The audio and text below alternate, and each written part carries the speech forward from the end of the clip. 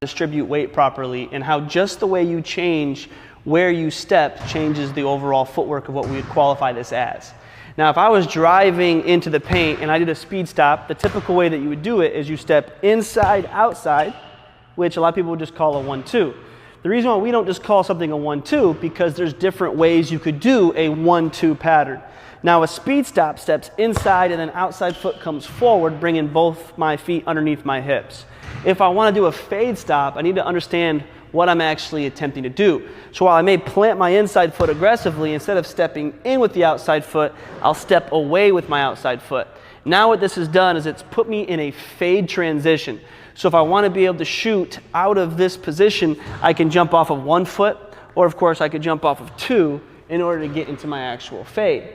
The other advantage of a fade stop is that it allows yourself to get the defender to your body so you can have different pivots. That'd be a completely different set of footwork that we would work on at a different time. Right now, we just want to focus on actually shooting out of the fade stop. The reason why I wanted to bring up the pivot options is because I don't want you to necessarily turn a fade stop into a 1-2 where the inside foot just picks off the floor.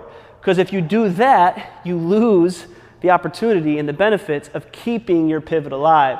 So while there's moments in the game where you may choose to do it, right now I want you to focus on keeping both feet down.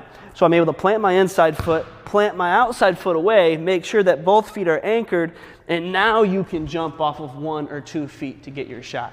So when you're working on your fade stop, work on 1 foot going towards the sideline, 1 foot going towards the half court, top of the key, and now you have an understanding of how this footwork is a little bit different.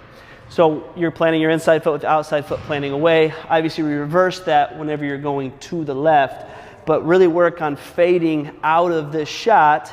So it's an opportunity to work on your fadeaway too, so you get the rhythm of how the fade stop transitions naturally to a fade.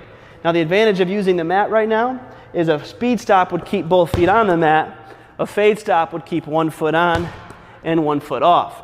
And if I go to the circle, I have to go a certain length. If I go to the front row, now I got to go even a farther length. So you can start experimenting with distance using this as your visual aid. 20 minutes you got to spend working on your fade stop. Get as many of reps as you can.